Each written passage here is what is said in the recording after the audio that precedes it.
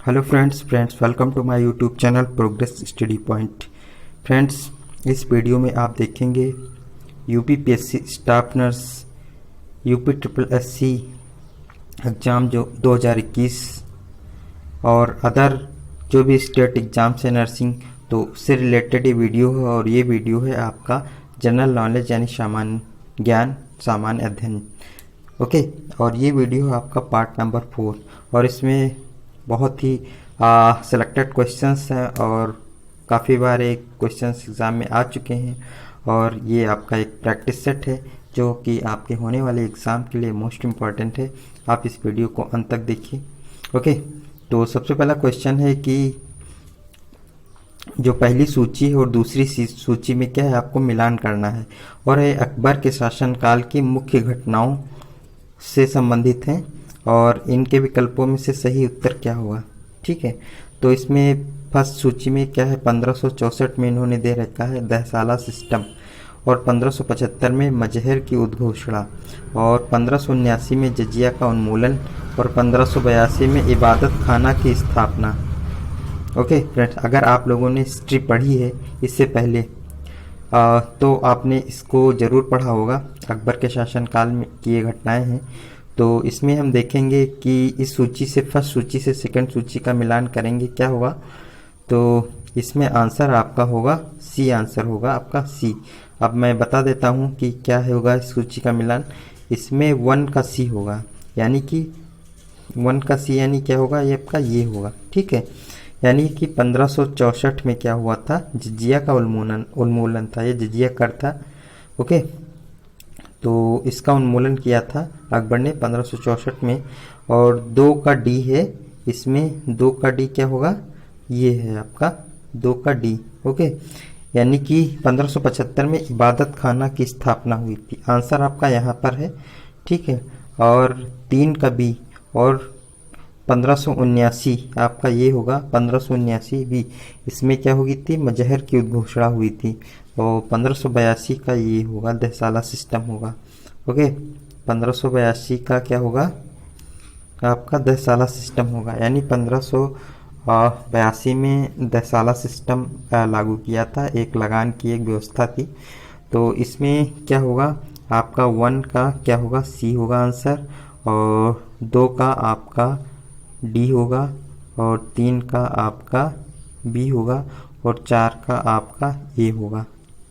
Okay, तो friends ये हो गया आपका आंसर, यानी कि आपका आंसर जो था वो आपका था सी आंसर। ओके, आप समझ गए होंगे। नेक्स्ट क्वेश्चन देखते हैं। किसने एक तरफ संस्कृत मुद्रा लेख के साथ चांदी के सिक्के निर्गत किए। ओके, तो ऑप्शन है मोहम्मद बिन कासिम, महमूद गजनी, शेरशाह और अकबर। ओके, तो चांदी के सिक्के किसने निर्गत किए थे, संस्कृत मुद्रा लेख के साथ ये किए थे, महमूद गजनी ने किए थे। ओके, आंसर इसका बी होगा। नेक्स्ट क्वेश्चन है, दक्षिणी भारत का प्रसिद्ध तक्कोलम का युद्ध हुआ था, किसके बीच में हुआ था, चोल एवं उत्तर चालुक्य के मध्य, और चोल एवं राष्ट्रकूटों के मध्य, चोल और कौशल के मध्य, चोल एवं पांड्यों के। ये चोल और पांड्य ये सब क्या है, ये राजवंश थे, और तो इनके बीच युद्ध हुआ था चोल एवं राष्ट्रकूटों के मध्य। B answer is right. Okay, देखेंगे हम नेक्स्ट क्वेश्चन। प्रारंभिक जैन साहित्य निम्नलिखित में से किस भाषा में लिखा गया था। ओके, चौथा क्वेश्चन है आपका, आंसर है आपका ऑप्शन होगा अर्धमागधी, पाली, प्राकृत और संस्कृत। ओके, तो आपका जो चौथे का आंसर होगा वो ये होगा, अर्धमागधी में जो प्रारंभिक जैन साहित्य था, ठीक है, उसके क्या थे, वो अर्धमागधी भाषा में लिखा गया था। और इसके जो प्रथम गुरु थे, जैन धर्म के प्रवर्तक थे, वो कौन थे, ऋषभदेव। ओके, और सबसे जो प्रसिद्ध जो थे वो थे महावीर स्वामी थे। ओके, तो 5 का मानव समाधानों में कुत्ते दफनाए जाते थे। ऑप्शन ये है आपका गुफ करात में, बुरझोम में, सी मारतंड में, एंड डी मेहरगढ़ में। ओके, तो which ऑप्शन इज राइट, ये है आपका आंसर बी, यानी कि बुरझोम में। बुरझोम में क्या, मानव शवाधानों में कुत्ते दफनाए गए थे। ओके,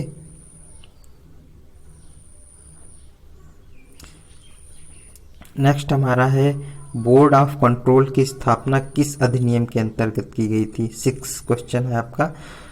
बोर्ड ऑफ कंट्रोल की स्थापना कब करी गई थी। रेगुलेटिंग अधिनियम 1773, रेस्टोर सेटलमेंट अधिनियम 1781, एंड सी चार्टर अधिनियम 1813, and D Pitt's India act 1784। Okay, तो आपका पिट्स इंडिया एक्ट 784 में जो हुआ था, इसमें क्या हुआ था, बोर्ड ऑफ कंट्रोल की स्थापना की गई थी, यानी कि D option is right. Next question है हमारा, आचार्य विनोबा भावे किस आंदोलन में भाग लेने के लिए प्रथम बार गिरफ्तार हुए थे। ओके, तो ऑप्शन है बारदोली आंदोलन, बी चंपारण सत्याग्रह, सी सविनय अवज्ञा आंदोलन, डी असहयोग आंदोलन। ओके, तो इसमें कौन सा आंसर होगा आपका, सविनय अवज्ञा आंदोलन। ओके, सविनय अवज्ञा आंदोलन में क्या हुआ था, आचार्य विनोबा भावे को प्रथम बार गिरफ्तार किया गया था। नेक्स्ट क्वेश्चन देखेंगे आपका, जलियांवाला बाग नरसंहार कब हुआ था। ओके, तो ऑप्शन है आपका 13 अप्रैल 1918, बी 13 अप्रैल 1917, और सी 13 अप्रैल 1919, और डी 13 अप्रैल 1916। ओके, तो आपका जलियांवाला नरसंहार कब हुआ था, 13 अप्रैल 1919, सी ऑप्शन है और मोस्ट इम्पॉर्टेंट क्वेश्चन है। और नेक्स्ट क्वेश्चन भी इम्पॉर्टेंट है, बंगाल के विभाजन को किस वर्ष रद्द कर दिया गया था, 1909, 1910, 1911, 1912। तो 1911 में क्या हुआ था, बंगाल विभाजन को रद्द किया गया था, और 1905 में इसका विभाजन किया गया था, यानी विभाजन किया गया था बंगाल को 1905 में, और रद्द कब किया गया, 1911 में। और उस समय कौन से आपके गवर्नर जनरल थे, वो थे Lord Curzon. Okay, Lord Curzon के समय बंगाल का विभाजन हुआ था। नेक्स्ट क्वेश्चन है हमारा, महालवाड़ी प्रथा में किसके साथ राजस्व का बंदोबस्त हुआ था। तो ये क्वेश्चन है आपका 10th। ओके, तो ऑप्शन है आपका कृषकों के साथ, यानी जो खेती करने वाले लोग होते उनके साथ, और बी जमींदारों के साथ, सी जमींदारों व कृषकों के साथ साझा रूप से, एंड डी ग्राम समुदाय के साथ समग्र रूप से। ओके, तो ये है आपका ग्राम समुदाय के साथ समग्र रूप से। ओके, महालवाड़ी प्रथा में इनके राजस्व का बंदोबस्त किया गया था। एंड नेक्स्ट क्वेश्चन है, अपवाह क्षेत्र की दृष्टि से जो विश्व की सबसे लंबी नदी है वो क्या है। ऑप्शन है नील, और बी अमेजन, सी है कांगो, एंड डी है मिसिसिपी मिसौरी। ओके, तो आपका क्या आंसर होगा, बी होगा अमेजन। अपवाह का मतलब यहाँ पे है फैलाव, यानी पानी कितने क्षेत्रफल तक फैलता है उसके आधार पर विश्व की सबसे लंबी नदी है अमेजन। नेक्स्ट क्वेश्चन है, प्रधान या में उत्तर तथा विषुवत रेखा का प्रतिच्छेदन बिंदु अवस्थित है। ऑप्शन है अंध महासागर में, घाना में, मोरक्को में, और प्रशांत महासागर में। आपका 12वां क्वेश्चन है, ये है आपका अंध महासागर में, A option is right. Next question हम देखेंगे, तमिलनाडु में मानसून के सामान्य महीने कौन से हैं। ओके, मार्च अप्रैल, बी जून जुलाई, सी सितंबर अक्टूबर, एंड डी नवंबर दिसंबर। तो ये होता है आपके जाड़ों के महीनों में वहाँ पे बारिश। ओके, तो ये है आपका नवंबर दिसंबर में इसके सामान्य महीने हैं। नेक्स्ट क्वेश्चन है आपका 14, निम्नलिखित राज्यों में से कौन से उत्तर प्रदेश के सीमावर्ती हैं। तो आपका पंजाब है, राजस्थान है, छत्तीसगढ़ और झारखंड। इनमें से कौन कौन से सीमावर्ती हैं उत्तर प्रदेश के। तो इसमें आपका आंसर होगा 14 का बी, यानी 2, 3 और 4, यानी कि राजस्थान आपका सीमावर्ती है, छत्तीसगढ़ भी सीमावर्ती है, और झारखंड भी सीमावर्ती है। ओके, ये 3 स्टेट क्या है, उत्तर प्रदेश की सीमाओं से मिलते हैं। नेक्स्ट क्वेश्चन हमारा है 15, वर्ष 2001-11 की अवधि में उत्तर प्रदेश की जनसंख्या वृद्धि दर क्या हुई, यानी 10 सालों की जो जनसंख्या वृद्धि दर थी वो क्या थी। 15 क्वेश्चन है आपका। ऑप्शंस हैं 20.40%, B 20.09% and C 22.19% and D है 18.69%। तो which option is right.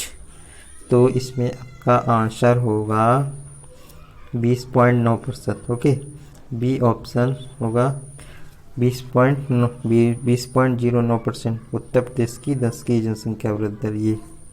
Okay, next question है 16 आपका। विशेष आर्थिक क्षेत्र यानी स्पेशल इकोनॉमिक जोन नीति घोषित की गई थी। ऑप्शंस है अप्रैल 2000 में, बी अप्रैल 2001 में, सी है अप्रैल 2002 में एंड डी है अप्रैल 2003 में। तो 16वां क्वेश्चन है आपका अप्रैल 2000 में। ओके, अप्रैल 2000 में स्पेशल इकोनॉमिक जोन इसके नीति घोषित की गई थी। एंड 17वां क्वेश्चन है अदृश्य निर्यात का अर्थ होता है यानी इनविजिबल एक्सपोर्ट का क्या मीनिंग होता है। ऑप्शन है सेवाओं का निर्यात, ओके, प्रतिबंधित सामान का निर्यात, सी अलिखित यानी कि अनरिकॉर्डेड सामान का निर्यात एंड डी तस्करी से सामान का निर्यात। 17 क्वेश्चन है आपका और इसका आंसर होगा ए यानी कि सेवाओं का निर्यात। सेवाओं का अर्थ क्या है, सर्विसेज का जो एक्सपोर्ट होता है और उसको क्या करते हैं, इनविजिबल एक्सपोर्ट कहते हैं, यानी ए ऑप्शन इज राइट। और नेक्स्ट क्वेश्चन हमारा है खादी ग्रामोद्योग आयोग की स्थापना किस पंचवर्षीय योजना काल में की गई थी। 18 क्वेश्चन है आपका। खादी ग्रामोद्योग आयोग की स्थापना किस पंचवर्षीय योजना काल में की गई थी। तीसरी योजना, बी चौथी योजना, सी दूसरी योजना, डी प्रथम योजना। ओके, तो 18 है आपका सी, ओके, यानी कि दूसरी योजना। ओके, दूसरी योजना में क्या हुई थी, पंचवर्षीय खादी ग्रामोद्योग आयोग की स्थापना की गई थी, यानी C option is right. Next question हमारा है गिल्ड एज्ड बाजार किससे संबंधित है, यानी कि 19 क्वेश्चन है। तो धातुओं के व्यापार से, ऋण पत्रों के व्यापार से, सी सरकारी प्रतिभूतियों के व्यापार से एंड डी शस्त्रों के व्यापार से, यानी 19। तो ये होगा आपका सरकारी प्रतिभूतियों के व्यापार से गिल्ड एज्ड बाजार संबंधित है। नेक्स्ट क्वेश्चन है हमारा भारत सरकार के नीति आयोग जो आर्थिक नीति निर्धारण का चिंतन समूह थिंक टैंक है में नीति का पूरा स्वरूप क्या है। ओके, तो इसमें आपका आंसर होगा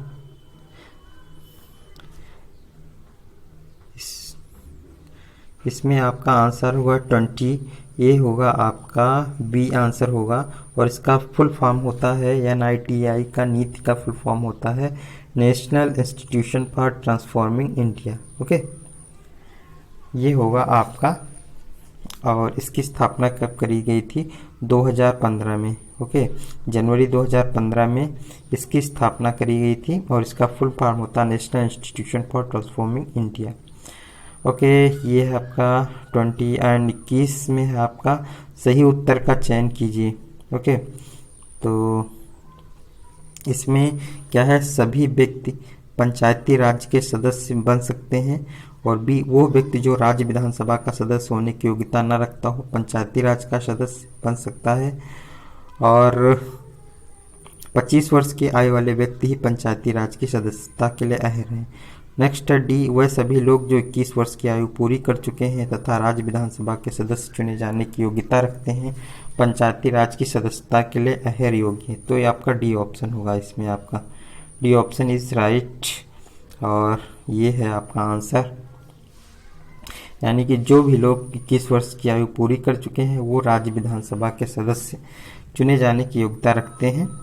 ओके, और 22 का आपका कोई बहुत इंपॉर्टेंट क्वेश्चन है, कोई विधेयक धन विधेयक है या नहीं, इसका विनिश्चय निम्न में से कौन करता है। वित्त मंत्री, राज्यसभा का सभापति, भारत का राष्ट्रपति, लोकसभा का अध्यक्ष। ओके, तो इसका जो विनिश्चय करता है वो करता है लोकसभा का अध्यक्ष। विनिश्चय का मतलब है डिसाइड, कि कौन लोकसभा अध्यक्ष ही विधेयक की को डिसाइड करते हैं कि ये धन विधेयक है या नहीं। ओके, ये 22 हो गया, 22। एंड नेक्स्ट हमारा है क्वेश्चन, बिना अनुमति के कितने दिन संसद से अनुपस्थित रहने पर किसी सांसद को अयोग्य घोषित किया जा सकता है? ऑप्शंस 30 दिन, 60 दिन, 80, 90 दिन एंड डी 120 दिन। तो ये होगा आपका 60 डेज, यानी 60 दिन तक बिना बताए वो अनुपस्थित रहने पर क्या होता है, अयोग्य घोषित किया जा सकता है। ओके, यानी 60 डेज तक। ओके, तो ये आपके रहे आपके इम्पॉर्टेंट क्वेश्चंस, जो कि है आपका पार्ट 4। और फ्रेंड्स, आप जितना प्रैक्टिस करेंगे क्वेश्चंस के उतनी जल्दी उतना ही अच्छा आपकी प्रिपरेशन होगी। और ऐसे ही वीडियोस पाने के लिए अगर आपने अभी तक चैनल सब्सक्राइब नहीं किया तो सब्सक्राइब करिए और नोटिफिकेशन बेल को ऑन करिए और इस वीडियो को ज़्यादा से ज़्यादा शेयर और लाइक करिए। तो मिलते हैं नेक्स्ट वीडियो में इम्पोर्टेंट टॉपिक्स और क्वेश्चंस के साथ। Thank you so much for watching my video.